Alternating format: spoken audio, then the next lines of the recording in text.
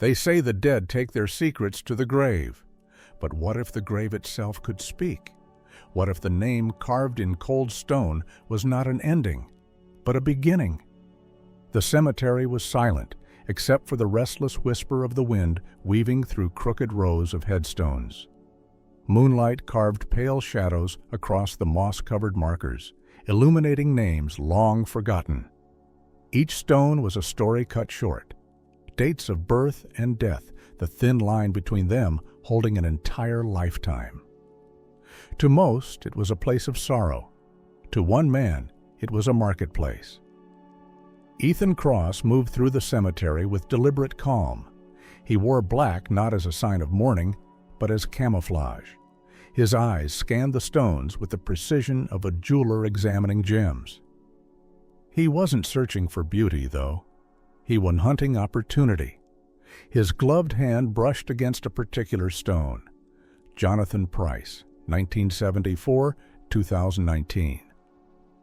The letters were fading, the stone slightly cracked, the cell damp from last week's rain. A modest grave, ignored by time, visited by no one. Perfect. Ethan took out a small leather notebook and copied every detail: birth year, death year, the middle initial carved neatly in granite. He whispered the name under his breath as though summoning a ghost. Jonathan Price. For most people, the graveyard was a reminder of mortality. For Ethan, it was an archive. Each forgotten name was clay to be molded, each stone a door into the living world. He didn't steal wallets. He didn't break into houses. He stole something far more valuable: identity. And Jonathan Price, resting silently beneath 6 feet of earth, was about to rise again. Not as a man, not as flesh and blood, but as a financial empire. Ethan's apartment looked less like a home and more like an evidence room. Faded obituaries lined the walls. Yellowed newspaper clippings filled binders stacked high on shelves. Government records, stolen from unsecured archives, were sorted by year and pinned with colored tabs. To an outsider, it would look like madness. To Ethan, it was art. At 38, Ethan had lived more lives than most men could dream of. He had been Michael Turner, a mild accountant with flawless credit. He had been Daniel Wright, a successful investor with offshore accounts. Each identity was borrowed, stolen from the dead, sculpted with precision. Ethan Cross himself barely existed anymore. He was a ghost behind ghosts. He sat at his desk, the glow of a single lamp cutting through the darkness. On the screen, Jonathan Price's file was taking shape. Birth certificate, forged yet flawless. Social security number, stolen from outdated databases. A digital footprint. Emails, a carefully seeded social media profile. Ethan leaned back, lips curling into a smile. Welcome back, Jonathan. The thrill never grew old. Every time he breathed life into a forgotten name, he felt like a god. With enough data and deception, death itself could be reversed, not in the body, but in the systems that ruled modern life: banks, governments, corporations. He remembered the first time he discovered this power. Years ago, as a struggling college dropout, he had stumbled across an obituary while searching through local records. A man his age, dead with no surviving family. Ethan applied for a credit card under the name, just as an experiment. To his shock, it worked. The system was blind, trusting. The dead had no voice to protest. Now, years later, he was no longer experimenting. He was orchestrating. What began as a trick had evolved into a craft, a discipline, almost a religion. Ethan was not merely stealing identities. He was resurrecting them. He poured himself a glass of whiskey and stared out his window at the glittering skyline of Boston. To others, those towers represented power, wealth, and success. To him, they were prey. Each glowing office belonged to institutions fat with money, guarded by nothing more than algorithms and complacent clerks. Jonathan Price was just the beginning. 3 weeks later, Jonathan Price breathed for the first time, not with lungs, but with numbers. His name appeared on a new bank account. His fabricated voice answered security questions with ease. His documents passed inspection without a blink. Ethan orchestrated it all from the safety of his desk, his words calm and convincing over the phone. The bank clerk never hesitated. Why would she? Jonathan Price's paperwork was flawless.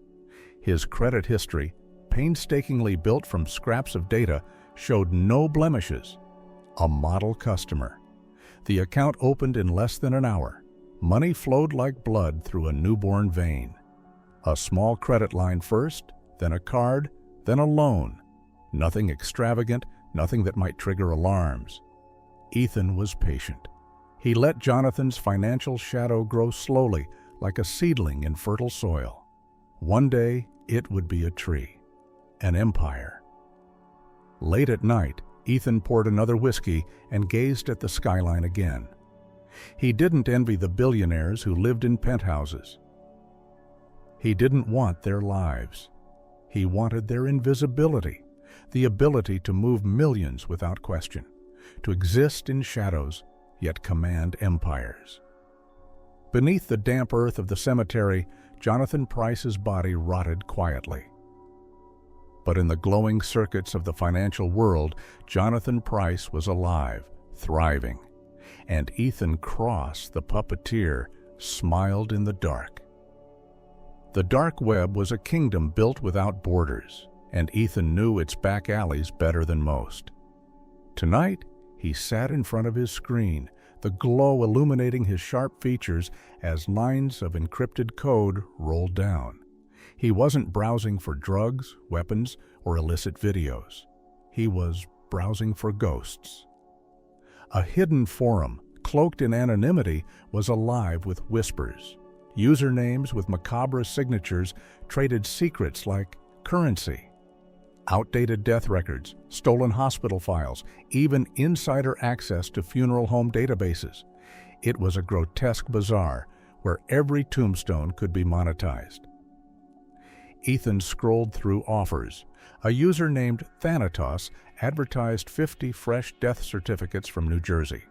Another, Mourner77, promised social security numbers of the recently deceased. Ethan smirked. Amateurs. They didn't understand the art. They were butchers, hacking corpses. He was a sculptor, creating life. Still, information was valuable. He posted a discreet message under his alias. The Collector. Seeking clean profiles. Ages 35 to 55. Minimal family ties. Prefer East Coast.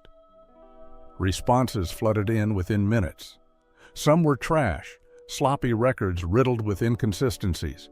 But one caught his eye. A woman calling herself Heiress. Her message was short, precise. I can give you more than names. I can give you stories. Intrigued, Ethan opened a private channel. Heiress was careful, professional. She claimed to have access to hospital data, obituary drafts before publication, even fragments of personal diaries from hacked accounts. The idea thrilled him. If true, she wasn't selling skeletons, she was selling flesh.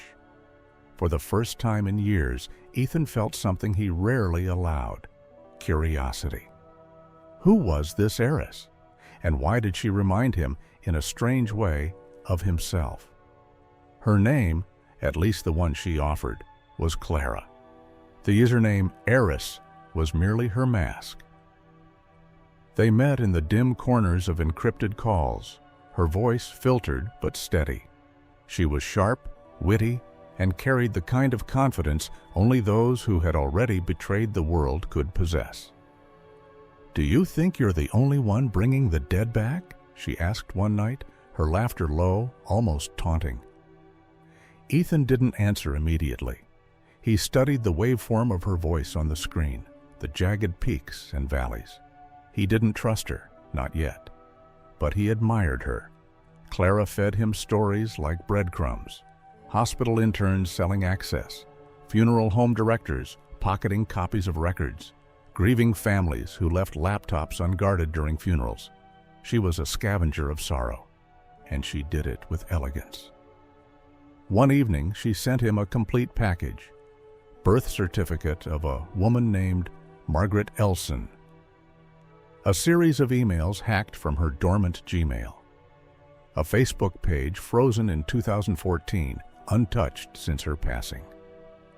"Use it," Clara said. "See how real she feels."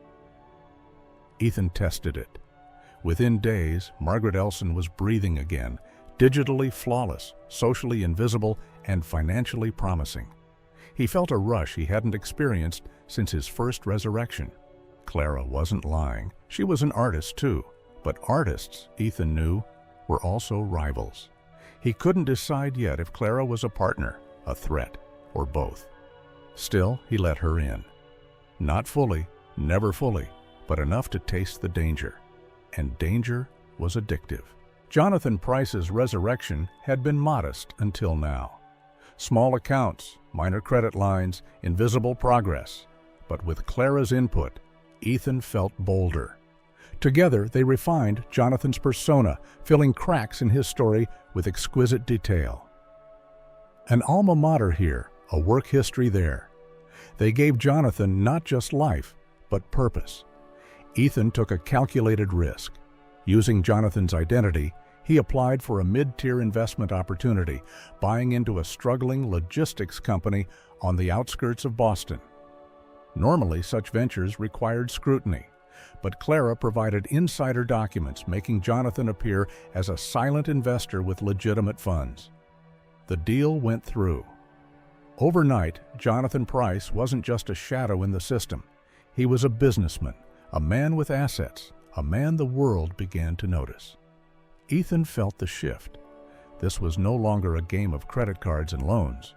This was empire building. Jonathan's name appeared in boardroom files, his signature inked on contracts, his fabricated face smiling in digital ID badges. One night, staring at the papers scattered across his desk, Ethan whispered, "From dirt to empire." But in the glow of his lamp, a shadow stirred in the corner of his mind. He knew too much growth drew too much light. Ghosts thrived in darkness, and Jonathan was no longer invisible. Clara's words echoed in his ear. "The higher you climb, the more the ground will want you back." For the first time, Ethan wondered if he had given Jonathan too much life, enough that the dead man might start drawing attention from the living. Ethan had learned long ago that a single name, no matter how flawless, was fragile. To build strength, you needed a web. One ghost alone was suspicious, but ghosts supporting each other created a family, a network, a believable illusion. So he began weaving. Jonathan Pryce was no longer just an investor. He had relatives, friends, colleagues, each carefully chosen from Clara's vault of half-forgotten dead. A cousin named Leonard, a sister named Abigail, a business partner named Richard, all gone in flesh, yet resurrected in paper and pixels. Ethan crafted their backstories meticulously.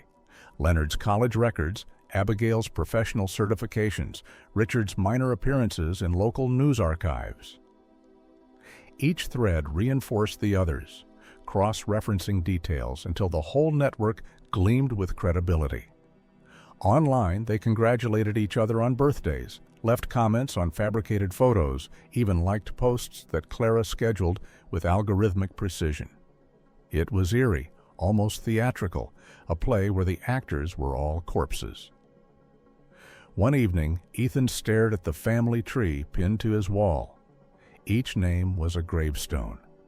Each gravestone was now alive, their branches intertwining into a perfect facade. He felt pride, twisted, dangerous pride. But as he admired his masterpiece, a thought slithered through his mind. How many lies can one man hold before they begin to rot? The web was strong, but webs by nature attract predators. It started as a whisper in a boardroom. A minor executive, flipping through shareholder lists, paused at a name. Jonathan Price. Haven't seen him before. The pause was brief, forgotten in minutes. But the seed had been planted. Jonathan's empire grew faster than Ethan anticipated. With Clara's insider data, he funneled money into shell companies, each signed off by his resurrected network of relatives and partners. On paper, Jonathan was not alone. He was surrounded by silent investors, each one a corpse wearing a suit. Bank statements stacked on Ethan's desk like trophies. Six-figure transfers, legitimate contracts, quarterly reports, all forged, all perfect. The money wasn't just numbers now, it was influence. Companies began to adjust their tone when Jonathan Price's name appeared. Lawyers spoke to him with deference. Investment firms invited him to conferences. Ethan never attended in person, of course. He sent proxies, manipulated video calls with altered voices, avatars that fooled even the sharpest eyes. Jonathan Price was everywhere and nowhere. Clara watched with quiet amusement. "You've built an army of the dead," she said during one encrypted call. "Do you even remember which mask is yours anymore?" Ethan ignored the jab, but her words lingered. He had built an army, an empire of ghosts, moving billions in silence. It was intoxicating. Yet every empire draws eyes. And Ethan knew. Somewhere, someone was beginning to wonder why so many investors lived only on paper, never in flesh. Wealth has a gravity of its own. No matter how cautious Ethan tried to remain, success pulled him outward, demanding a display. It began with a mansion. On the outskirts of the city, nestled behind wrought iron gates, a sprawling estate came onto the market. White pillars, wide lawns, a pool that shimmered like liquid sapphire beneath the sun. Ethan toured it under the guise of Daniel Wright, one of his older masks. The real estate agent never questioned him. Money, after all, speaks louder than blood. Within weeks, the mansion was his. Not Jonathan's, not Daniel's, not Ethan's.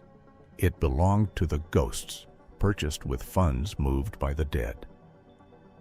Ethan stood in the grand foyer the first night, his footsteps echoing on marble floors, and felt like a king. He threw a gathering soon after, a carefully orchestrated event filled with neighbors, investors, and curious socialites. Wine flowed, laughter echoed, and the air smelled of wealth. Guests shook his hand, praised Jonathan Price's success, and toasted to a future none of them understood was built on bones. Yet beneath the glitter of chandeliers, Ethan felt unease. Every smile felt sharp, every question too probing. A woman asked about Jonathan's family. Ethan answered smoothly, but her gaze lingered a second too long. Later, standing alone on the balcony, Ethan watched the city lights flicker in the distance. The empire was growing, stronger, richer. But so too were the eyes watching. The higher he climbed, the thinner the air became, and in that thin air, even the smallest slip could mean a fatal fall. Every empire needs allies, and Ethan knew his had grown too large to remain hidden in local banks. Money was moving in torrents now, not trickles. Transfers in the hundreds of thousands, shell companies branching into other shell companies, profits folding and unfolding like origami. It was beautiful, but dangerous. He needed someone who understood shadows. Enter Victor Resnick. Victor was not found in obituaries or archives. He was alive, very much alive, and known in whispers across the world's underbelly as the banker of the unseen. His clients were cartels, oligarchs, despots, and occasionally visionaries like Ethan. They met in Zurich, inside a marble-clad office that smelled faintly of leather and cigars. Ethan arrived as Jonathan Price, his disguise impeccable. Victor's eyes, pale as glass, studied him for a long moment before offering a smile. "You deal in the dead," Victor said, his accent thick but words precise. I deal in the living who wish to be invisible. We may find common ground. Their partnership was simple. Victor gave Ethan access to offshore havens, blind trusts, and international accounts that made tracing funds nearly impossible. In return, Ethan paid handsomely, feeding Victor's machine with the ghosts of his empire. The mansion grew richer, the companies expanded, and Ethan felt untouchable. But deep inside, a warning burned. Men like Victor Resnick didn't ask for loyalty. They demanded it. And loyalty Ethan had never been good at giving. Detective Marcus Hale had spent 20 years chasing men who thought themselves clever. He had watched fraudsters rise and fall, each one believing they had cracked the system. Most did, for a while, but systems had cracks of their own, small, subtle, invisible, until the wrong person looked too closely. Hale made it his life's work to look too closely. His first glimpse of Jonathan Price came across his desk in the form of a routine audit. A logistics company with unusual investment patterns, a silent partner whose documents were flawless. Too flawless. Hale leaned back in his chair, sipping black coffee, eyes narrowing. Flawlessness was its own red flag. Real people had blemishes. Late payments, misspelled records, a sloppy signature here and there. Jonathan Price was spotless, polished like glass. Hale began to dig. Birth records, credit histories, digital trails. All present, all consistent. And yet, something felt wrong. Jonathan's social media presence was eerily quiet. His photos too curated. His past too neat. He pulled out his notebook and scribbled a single line. "Who are you, Jonathan Price?" Most investigators dismissed anomalies, drowned in mountains of larger crimes. But Hale had instincts sharpened by years of watching patterns break. He knew the faintest crack could unravel an empire. And though he didn't yet know Ethan Cross's name, Marcus Hale had found his first thread.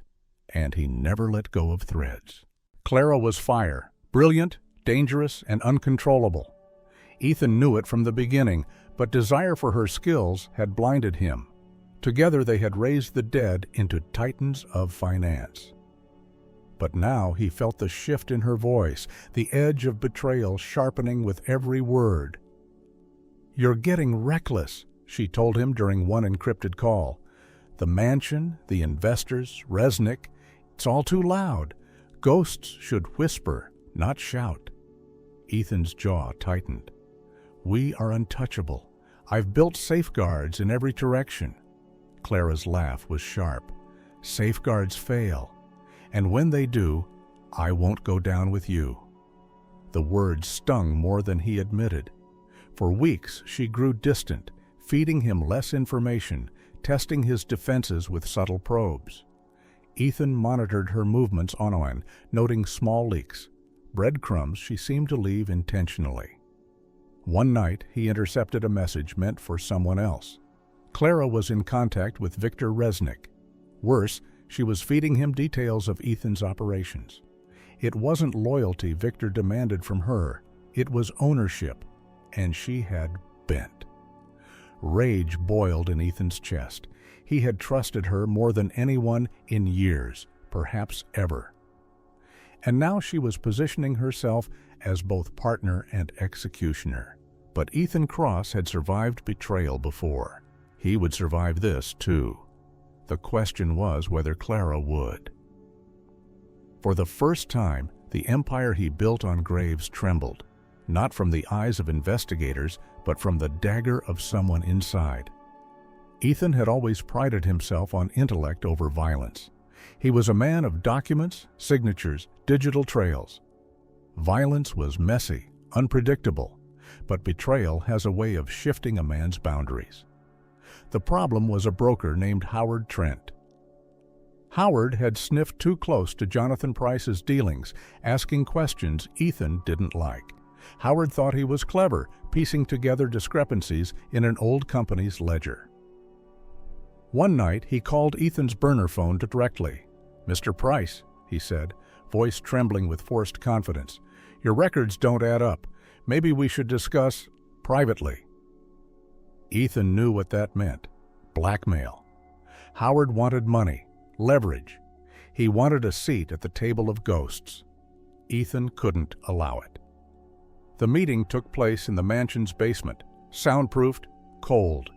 Ethan arrived as Daniel Wright, mask perfect, demeanor calm.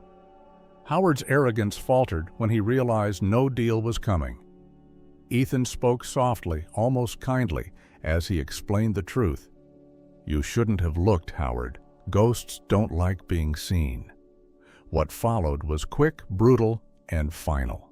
Howard's body disappeared into a construction site owned by one of Ethan's shell companies, poured beneath fresh concrete. No trace, no questions. When it was over, Ethan stared at his blood-stained gloves and felt something colder than fear. He had crossed the line. The empire was no longer built only on paper. It was built on bones. And once a man sheds blood, he never walks fully back into the light. Detective Marcus Hale's office was buried beneath stacks of files, but one folder sat always at the center of his desk: Jonathan Price. The name gnawed at him, a puzzle piece that refused to fit. Weeks of digging yielded fragments, overlapping addresses, companies tied to the same shell accounts, subtle digital fingerprints. Hale didn't have proof, but he had enough instinct to keep pulling. He requisitioned a small task force, 2 forensic accountants, 1 cyber investigator. Officially, they were chasing a routine fraud. Unofficially, Hale was hunting a ghost. Patterns emerged. Transactions looping through offshore havens. Shell companies with board members who didn't exist beyond paper. The more they mapped, the clearer it became. Jonathan Price was a phantom propped up by other phantoms. But whose hand was inside the puppet? Hale's break came from an unusual source. A tax auditor flagged a minor discrepancy. One address linked to both Jonathan Price and Daniel Wright. Different names, same mailbox in a quiet corner of the city. Too neat, too deliberate. Hale scribbled in his notebook, "Alias?" The noose was tightening.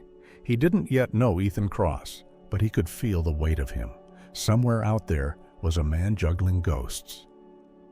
And Hale intended to drag him screaming into daylight. Ethan thought he had buried Jonathan Price's past flawlessly. Every certificate, every document, every photograph forged. But what he could never erase was blood. The knock came on a rainy afternoon. A woman in her 30s stood at the gate of the mansion, umbrella dripping, eyes sharp. "I'm looking for Jonathan Price," she said. "I'm his cousin." For a moment, Ethan froze. His mind raced. Had Clara betrayed him? Had Hale set a trap? But the woman's eyes held no deception, only a searching sorrow. Her name was Margaret. She claimed her mother had spoken of Jonathan before she passed. She had tracked him through scraps of genealogy websites, chasing the last branch of her family tree. Ethan invited her in, mask of warmth plastered across his face. They spoke for an hour by the fire. Margaret reminisced about childhood stories, family heirlooms, photos long lost. Ethan played his part perfectly, nodding, weaving lies into her memories. Yet every word tightened the knot in his chest. Later that night, he searched Margaret's background. She was real, painfully real. A flesh and blood cousin who believed in Jonathan's existence so deeply she had found her way to the ghost's doorstep. Ethan stood before the mirror, staring at his own reflection. "You don't exist," he whispered, "and yet you're more real than me." For the first time, the empire felt fragile, not because of detectives or rivals, but because of something Ethan hadn't anticipated. The truth of family knocking at his door. Trust was always a currency Ethan spent recklessly, and Clara was the most expensive mistake of all. He had known she was drifting, sensed her loyalty bleeding away, but he hadn't realized how far she had gone until the encrypted files appeared in his inbox. Files only she could have accessed. She hadn't sent them to him, of course. They were intercepted, routed through Resnick's network. Clara had given away the keys to his kingdom. For hours, Ethan sat in the mansion's study, surrounded by portraits of men who never existed, staring at the betrayal glowing on his screen. His empire, carefully constructed over years, was now in Resnick's hands. Offshore trusts, false passports, even blueprints of the mansion itself. Clara had laid him bare. When he finally called her, his voice was calm, almost detached. Why? On the other end, silence lingered before her whisper broke it. Because you've forgotten what we built this for. It was about ghosts, Ethan. About power without consequence. But you wanted more. You wanted to be seen. And seen men always fall. Ethan's hand tightened around the phone until his knuckles whitened. Ghosts don't forgive, he said coldly. The line went dead. That night, Ethan destroyed half a dozen drives, burned documents in the fireplace, and restructured accounts on the fly. The empire could still survive if he cut Clara out like a tumor. But tumors have roots, and Ethan knew hers ran deep. Ethan Cross had always believed in control. But now, with Resnick circling like a vulture and Clara gone rogue, the idea of escape became more appealing than empire. He began crafting his most ambitious deception yet, his own death. It started with a new identity, one more elaborate than any before. Papers forged for a man named Adrian Cole, a digital footprint seeded over 2 years back, bank accounts quietly fattened through anonymous crypto transfers. Adrian would be his resurrection. But for Adrian to live, Jonathan Price had to die. Ethan arranged the details meticulously. A staged car crash near the coast, false dental records to match, a body procured through Resnick's criminal web. Insurance policies would cash out, investors would mourn, and Ethan would vanish into a new skin. He rehearsed every step inside the mansion's darkened halls, whispering names to himself like prayers. Price, Wright, Cole. Each a mask, each a piece of armor. Yet for the first time, he felt the weight of them crushing rather than protecting. In the distance, sirens wailed faintly. Ethan froze at the window, watching blue lights flicker miles away. They weren't for him, not yet. But he could feel the chase sharpening, the hunter closing in. Time was running short. If Adrian Cole was to be born, Ethan Cross would have to kill himself soon. And unlike the others, this death had to be perfect. Detective Marcus Hale was not a man easily impressed, but even he had to admit this case was extraordinary. Jonathan Price wasn't just a fraudster, he was an architect of shadows, weaving lies so tight they looked like truths. But Hale now had allies, and with allies came light. The FBI stepped in first. Cybercrimes Division provided threads Hale couldn't follow alone. Server pings from offshore accounts, flagged passports, moving between airports in Europe and Asia. Then came Interpol, their files thick with Resnick's dealings. For the first time, Ethan's empire wasn't invisible. It was a constellation, faint but traceable, stretching across borders. In a dim conference room lit by fluorescent buzz, Hale laid it out before his team. "This isn't just fraud," he said. "This is identity homicide. He's killing people in paper and wearing their ghosts. If we don't stop him, he disappears forever." Agents leaned forward, eyes narrowing. Screens glowed with maps, accounts, dotted lines connecting the dead to the living. Somewhere in that web was Ethan Cross, though none of them knew his name yet. But Hale felt it. Every instinct screamed that the man behind these masks was close to breaking. Too many identities, too many risks. Even predators tired under the weight of their own hunger. Hale tightened his tie, staring at the evidence board. "Find me Jonathan Price," he ordered. Because once they found Price, the man underneath would have nowhere left to hide. The night smelled of salt and gasoline. The cliffs outside the city were silent, waves gnawing at the rocks below. Ethan stood beside the black sedan, its headlights cutting a narrow tunnel through the fog. This was where Jonathan Price would die. The plan was immaculate. The car, rigged to burst into flames on impact. The body in the trunk, a nameless drifter, chosen for resemblance, dental records swapped in advance. By dawn, authorities would scrape a corpse from the wreckage, and the world would mourn Jonathan Price. Ethan Cross would walk away as Adrian Cole, unseen, untouchable. But perfection cracked when headlights flared on the horizon. A convoy, black SUVs rolling up the road, engines growling like hounds on a scent. Ethan's pulse spiked. Too early, too precise. He slid into the driver's seat, hands trembling only slightly. He could still finish this. He could vanish into smoke and ash. But as he turned the key, another set of lights ignited. Behind him, the road was blocked. The noose had drawn tight. Ethan gripped the wheel and whispered to himself, "Ghosts don't get caught. Ghosts don't die." But the ghosts had betrayed him. The SUVs boxed him in with ruthless precision. Doors slammed, boots thundered against asphalt. Red and blue lights slashed through the fog. And then the voice, steady, commanding, "Ethan Cross, step out of the vehicle. It's over." Hearing his true name spoken aloud after years of burial was like a blade across his chest. For a heartbeat, Ethan considered pressing the accelerator, ending it in fire and sea. But his body betrayed him. His hands loosened from the wheel. Slowly, mechanically, he opened the door. Detective Marcus Hale approached, gun drawn, but eyes steady. He didn't gloat, didn't smile. He simply studied the man who had worn so many faces. "So it's you," Hale said quietly. "The man who killed people without ever touching them. Paper murders. Ghosts on your leash."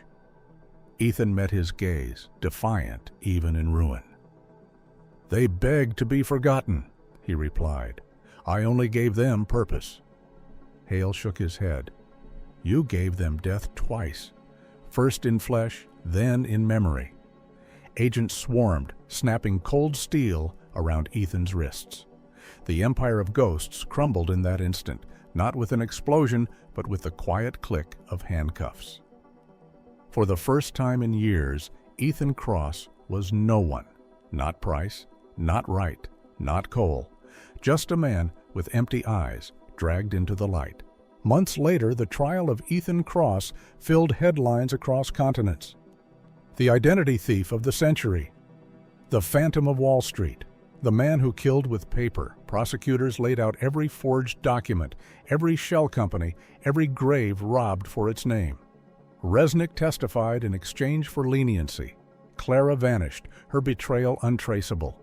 Margaret wept in the gallery, mourning a cousin who had never truly existed.